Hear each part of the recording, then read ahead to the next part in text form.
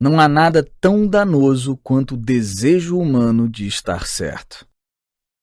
Quando falo de autossabotagem, a que me refiro especificamente? O dicionário acadêmico Merriam-Webster define sabotagem como ação destrutiva ou impeditiva praticada por um civil ou agente inimigo no intuito de frustrar os esforços de guerra de uma nação. Ou A. Uma ação ou processo que impede ou prejudica. B. Destruição deliberada. No caso em questão, porém, a sabotagem não parece ser praticada por um agente inimigo. Ou será que é?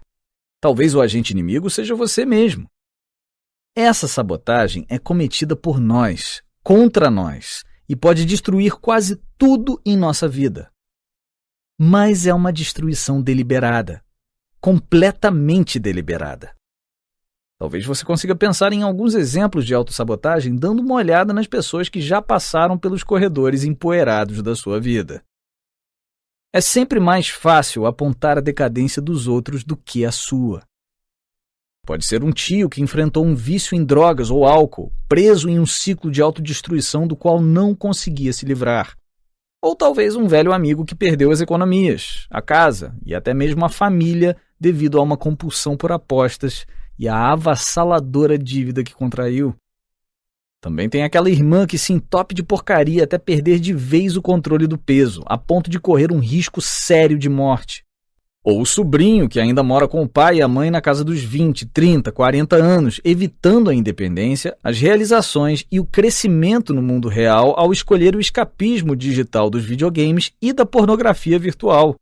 Que inferno, até mesmo você pode estar lidando com algumas dessas questões. Todas elas são exemplos óbvios de autossabotagem. E quanto aos exemplos menos óbvios? Ao ler o parágrafo acima, talvez você tenha pensado que não foi tão afetado assim. Claro, você tem seus obstáculos e vícios. Gostaria de se realizar mais no trabalho, ou encontrar um bom parceiro, ou talvez diminuir um pouco aquele pequeno excesso ali na curva do seu tornozelo esquerdo. Mas você tem uma camada molenga de gordura pendurada no seu abdômen feito uma lula atropelada. E estou sendo bonzinho aqui. Você tem metas como ler mais, ver menos TV ou entrar em forma. Mas seu comportamento não chega nem perto de ser tão autodestrutivo quanto esses exemplos. Certo? Pois aí está. A sabotagem da qual estou falando não se limita a esses exemplos escancaradamente óbvios. Ela também acontece de várias maneiras sutis ao longo do dia. É algo que todos fazemos e fazemos quase o tempo todo. Pode ser algo tão simples quanto ficar apertando aquele botão de soneca pela manhã ou a tendência de chegar um pouquinho atrasado em compromissos agendados.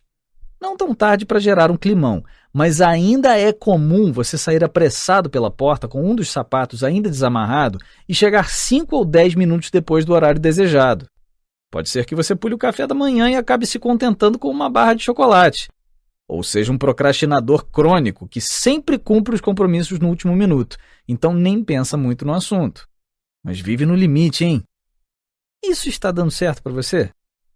Também pode haver alguns exemplos nos seus relacionamentos.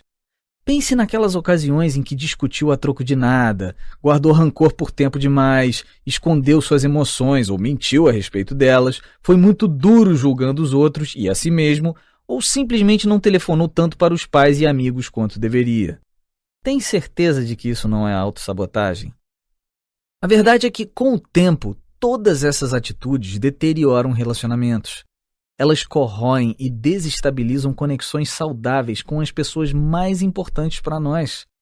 Às vezes, chega a ponto de nem nos importarmos mais com elas.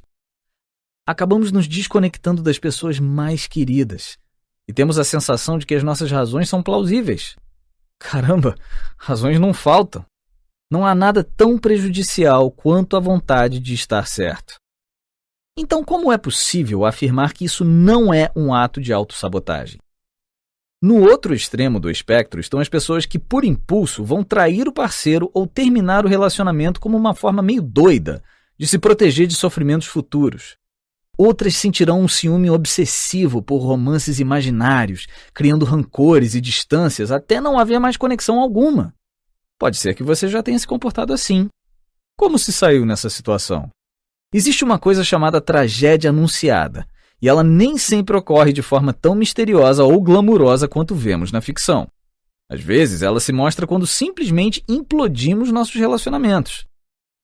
Em relação à saúde, a autossabotagem pode acontecer quando comemos todas as coisas erradas em todas as horas erradas, quando adiamos os planos de nos exercitarmos ou usamos pequenos percalços da rotina para justificar nossa inércia.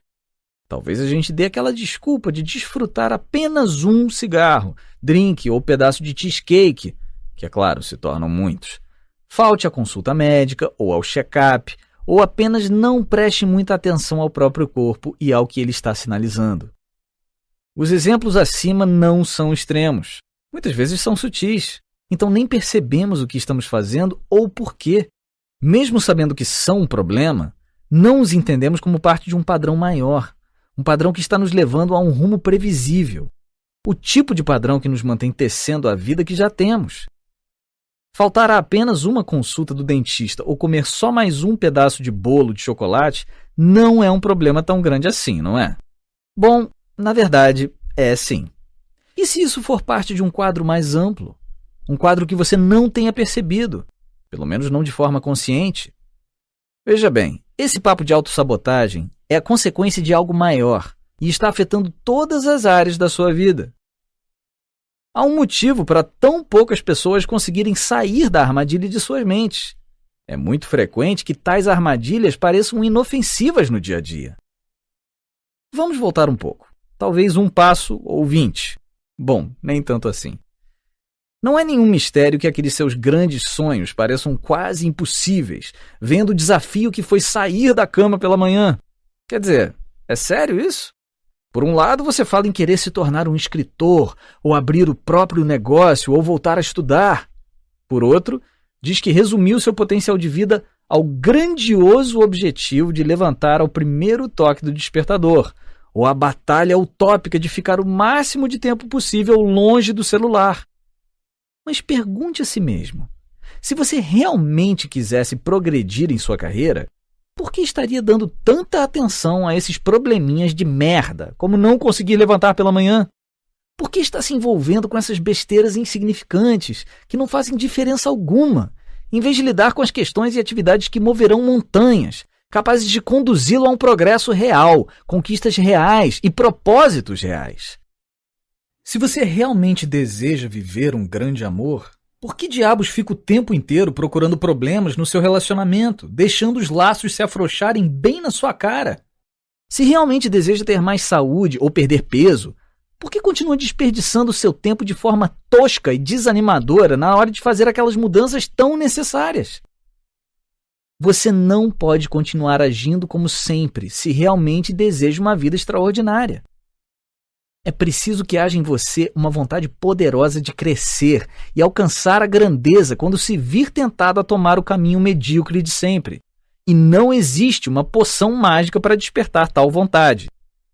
Não é um sentimento ou uma atitude. Está mais para uma abordagem na qual você não aguenta mais as suas próprias asneiras, aplicada a áreas específicas da sua vida.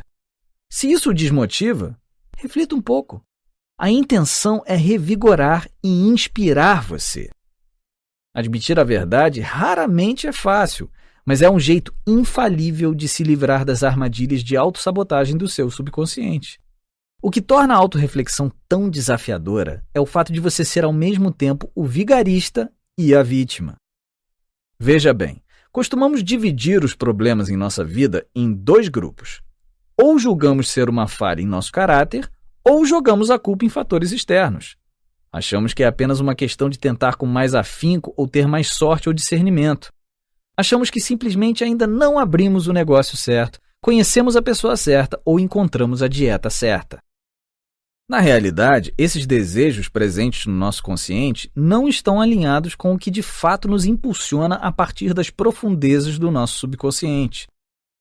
Nos escritos pessoais de Marco Aurélio, que mais tarde se tornaram sua célebre obra filosófica Meditações, ele apontou que a alma é tingida pela cor dos pensamentos.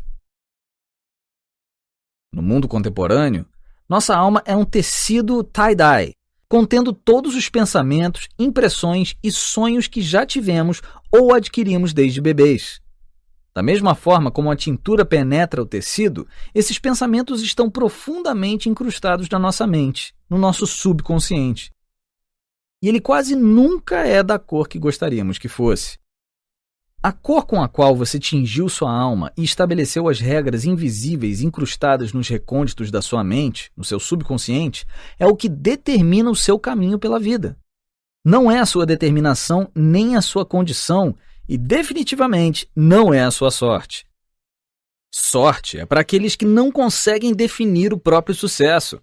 E se você não é capaz de defini-lo, provavelmente nunca vai conseguir repetir o feito. Os 3 sabotadores.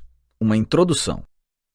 Se você quer começar a fazer algo a respeito desse jogo nada exclusivo de autossabotagem, precisa primeiro identificar os seus debates internos primordiais e interrompê-los.